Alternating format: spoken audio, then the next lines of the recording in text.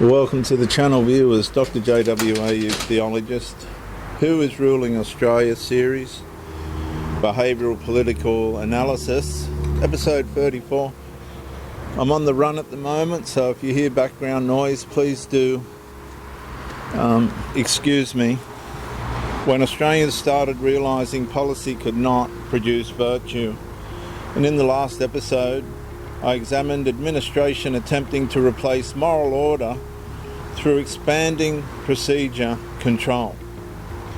And in this episode, I examined the inevitable consequence: policy expanding while virtue continues deteriorating beneath it.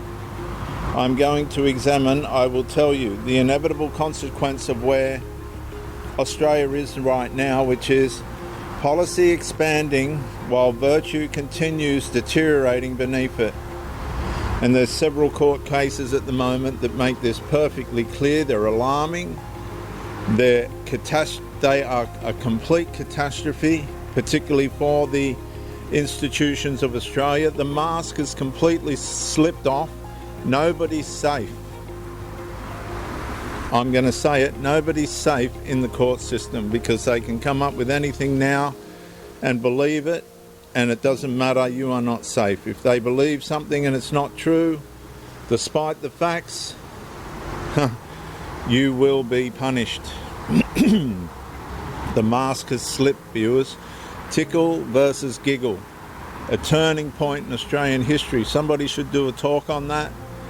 It really is. If you don't awaken to what's going on here, and there's a lot more to it, then you will totally miss where Australia is headed, and it's not good. So at first the expansion still sounded compassionate. Government expansion, more frameworks, more programs, more intervention, more behavioural guidance, more institutional oversight designed to stabilise an increasingly fragmented society. And Australians were told the crisis simply required better policy architecture. Then slowly another recognition began surfacing beneath the exhaustion. Policy can regulate behaviour, but it could not regenerate character. And that distinction matters enormously, viewers, because constitutional societies like Australia once assumed freedom required morally formed citizens capable of internal restraint before external enforcement became necessary. And Australia's older constitutional Christian inheritance never imagined virtue could be manufactured administratively. Truth was formed, conscience was formed, discipline was formed, responsibility was formed, families formed citizens before systems attempted to manage them afterward. But once divine sovereign authority was displaced, institutions increasingly attempted to replace moral formation with behavioural supervision. A woman sits quietly inside a hospital waiting area, beneath flickering fluorescent silence, while another public campaign plays across a mounted television promoting well-being, inclusion, awareness and support pathways. The messaging sounds sincere.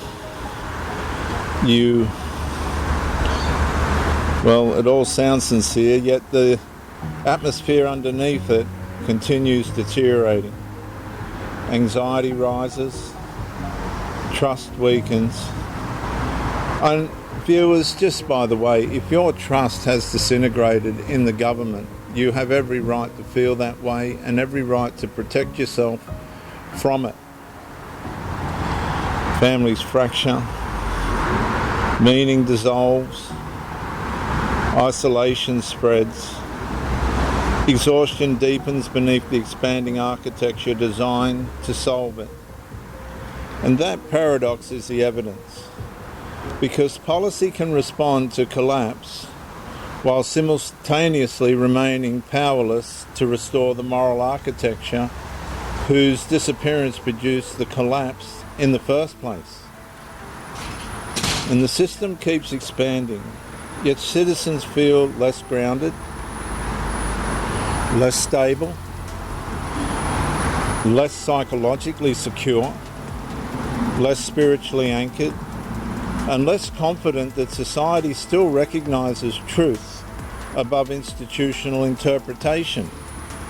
And somewhere beneath the procedural expansion, Australians begin noticing another devastating reality. Its institutions increasingly attempt to therapeutically manage symptoms produced by abandoning the very moral order that once restrained the deterioration naturally. And this is why the constitutional underlay matters more deeply now. God above government, law above rulers, conscience before coercion, family before bureaucracy, dignity before utility, freedom joined inseparably to responsibility. And these principles formed internally governed citizens. Without them, systems increasingly compensate through behavioural management, emotional regulation structures, expanding compliance frameworks, therapeutic language, and institutional intervention into areas once stabilised through moral formation closer to the ground. But policy cannot love children. Procedure cannot produce courage. Administration cannot create conviction. Compliance cannot manufacture virtue. And institutional expansion cannot replace divine restraint once authority disconnects itself from the God of the Constitution of Australia. A man stands silently outside a church beneath old sandstone architecture while traffic moves endlessly across the city beyond him. And the country still functions externally. But somewhere underneath the procedural continuity, another truth slowly begins surfacing. Civilizations do not collapse merely because policy fails. They collapse when institutions attempt to replace the moral and divine foundation policies itself depended upon to remain limited, truthful, and psychologically sustainable and acceptable. Because, ladies and gentlemen, the institutions are making judgments that are completely and utterly unacceptable and punishing people for them. The hospital television keeps speaking now, and the country does too. And somewhere beneath the administrative expansion, another truth slowly begins surfacing, and I challenge you to listen to my closing statement very carefully.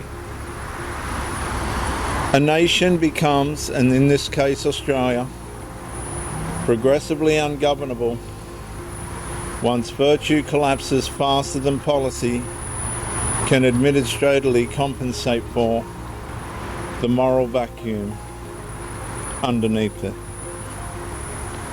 I'm Dr. JWAU, theologist since 1994. Like and subscribe to encourage me, comment to educate me, and share to help somebody else. I'll see you in the next episode when Australians started realising the system could manage people but not restore them.